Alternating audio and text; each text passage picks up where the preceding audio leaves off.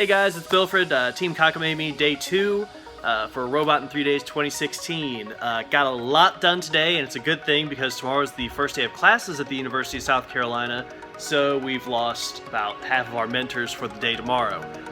Good thing I work from home, so home tomorrow is probably going to be right here. Started off the day getting the AndyMark AM143 intake kit mounted. I saw the email blast tonight from AndyMark saying it's now available.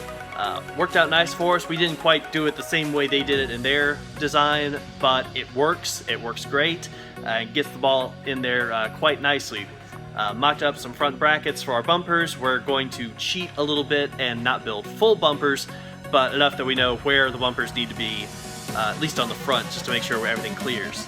We prototyped out a ramp so that we can move the balls from the floor and the intake up to where our shooter is. We got that kind of the way we wanted it to, and we determined that we needed to hinge the intake so that we can push the ball upward.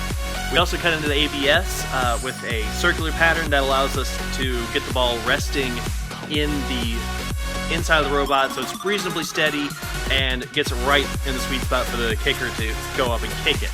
The holder is just some ABS plastic that we hit with the heat gun, bent it up, cut the hole so it just kind of sits teed up and it's ready to shoot.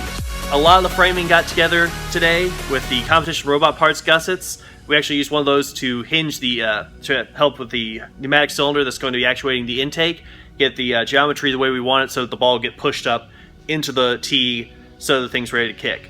We went through a couple of iterations of the kicker today. The first one was just the way we had it yesterday with the bare aluminum bar, which kicked okay. It was just a little bit short for our liking, so we played with it a little bit more. We took one of the brackets from the AM143 kit, and we kind of taped it on there and just tacked it on, and we actually kicked lower than we needed to. You see our line up here. Then we flipped it around and tried it the other way, so with the kind of L piece sticking out, and that one hit well, but we noticed that the ball was veering a little bit to the left relative to the robot. Turns out we had the nub of the zip ties sticking out, so they contacted the ball and it was causing it to get an angle on there. So we cut the zip ties, zip tied it again with the knot of it underneath the kicker, and now it's kicking great. We'll probably be doing some more fine-tuning on that with a limit switch tomorrow so that we can protect our 1x2 rear piece and just so it's just not swinging wildly.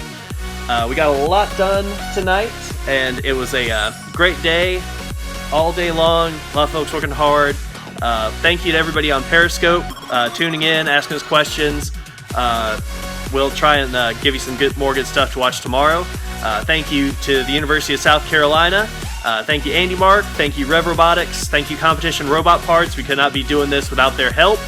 And we'll catch you tomorrow, and go Gamecocks!